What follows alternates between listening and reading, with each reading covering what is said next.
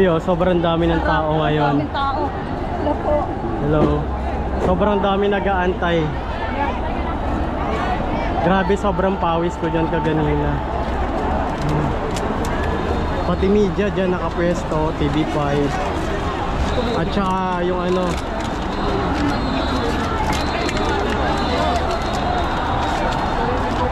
ayan. Meron nga rin dito ano, newscaster. Ayan.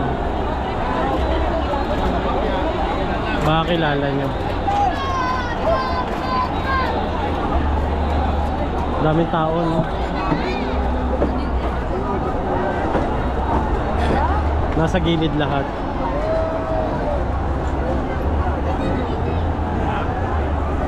Yung media.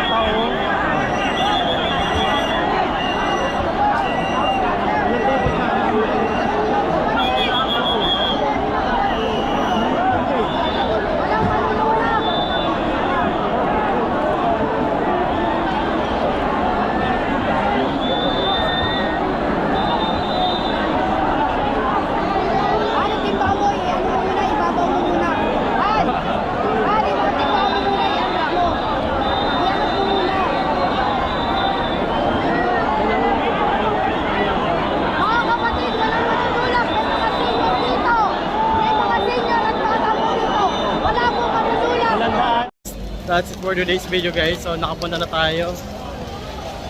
Sobrang dami ng tao ngayon. Nag-start to grabe yung iba sa Carino Grandstand pa lang anong oras sila nag-start doon hanggang ngayon. Andito pa rin sila gising na gising at sobrang dami ng tao ngayon dito sa Quiapo. Mga nagpapahinga sa gilid. Ayan. Guys, that's it for today's video and ito lang guys, first time ko umattend ng translasyon and talagang na-amaze talaga ako. Kinabahan din ako kasi first time ko lang din makita yung scenario at ma-experience ko talaga. Masaya. Pero merong onting kaba, yun yung totoo. Kasi hindi mo alam kung maiipit ka or hindi ka makakahinga or masasuffocate ka. And to be honest guys, marami talagang nahimatay. Harap-harapan ko, nahihimatay. Tapos meron pang babae sa harapan ko, hinila ko na lang, pinapasok ko na lang. Tapos meron pang mga bata doon, as in baby pa, siguro mga 3 years old, 2 years old, 5 years old, na dala-dala ng mga parents nila, nilalagay nila sa balikat. Na hindi ko lang alam kung komportable ba sila isama yung mga baby nila, anak nila. So yun, yung sitwasyon doon, talagang nagbabaliyahan, nagtutulakan. Meron pang isa doon lalaki, si kuya na kalbo. Nasa ano siya, tapos doon pa siya nahimatay, tapos binaba siya. So sobrang hindi ko lang alam kasi may kanya-kanya naman tayong faith or beliefs. And ang pinaka-importante is marunong tayo rumispeto sa belief ng iba at sa relihiyon ng iba. So for me, sa akin kasi guys, first time ko umattend ng translasyon. Pero yearly naman, nandun ako sa Quiapo kapag piyesta ng Nazareno. Doon lang ako sa simbahan, nagsisimba, nagbo-vlog. And ngayon, sabi ko sa sarili ko, gusto ko ma-experience kung ano nga ba yung totoong nangyayari. Kaya pumunta naman ako doon ng maaga. Siguro mga alas 8. Kasi nag-start siya sa grandstand hanggang papuntang Quiapo. And then yung mga kaibigan ko, mga vlogger nandun din. Sila nandun mga alas 6 din, alas 7. So nagkita-kita rin kami yung maganda doon. And then yung nagbatian. So yun, sobrang na-amaze lang talaga ako. Talagang nakita ko sa mga mata ko kung gaano ka-devoted yung mga tao doon sa Nazareno. At lagi natin tatandaan na yung ating life, talaga naman, choice pa rin natin kung saan tayo mapupunta, kung anong kapalaran yung tatahakin natin. Ang gabay lang talaga sa atin is yung Panginoong Jesus. And then, kung ano ba yung mangyayari sa buhay natin, choice na natin yan. Kung gusto mas natin mapaganda yung buhay natin, syempre masipagan natin, kumapit lang tayo kay God, at para gabayan tayo. Isa rin akong deboto ng Nazareno, and I don't think so na wala namang masama doon sa faith mo at saka sa belief mo. And may mga iba't ibang reliyon, may iba't ibang pananampalataya, may iba't ibang pananaw. Ang importante, marunong tayong rumispeto sa paniniwala ng iba at saka sa relihiyon ng iba. Yun lang naman ang importante. So, yun lang po. That's it for today's video. And I hope you like this video guys. So don't forget to subscribe. Supportan niyo po itong aking YouTube channel. Subscribe. At huwag kalimutan na i-hit ang notification bell icon on para ma-notify kayo sa mga susunod natin panibagong video na gagawin dito po sa aking maliit na YouTube channel. And yun nga, mag-comment kayo dyan guys kung andun din kayo sa translasyon, kung nakahawak ba kayo. Kasi ako gusto kong humawak. Pero guys, hindi ko naman kailangan na isaalang-alang yung buhay natin. No? Para sa akin, sapat na masilayan ko, sapat na makita ko yung parade ng Nazareno. At sa mga elderly natin, sa mga senior citizen natin, hayaan na natin, mag-giveaway na tayo sa mga mas nakakabata sa atin para rin naman sa safety natin. Kasi may mga nakausap ako doon, mga matatanda na, mga senior na, sabi nila, dati ako, dyan ako na humihila, pero ngayon senior na daw sila, so masaya na daw sila, happy na daw sila kapag nakikita nila yung translasyon, yung Nazareno. So yun lang, thank you for watching at see you on my next video guys. Bye bye!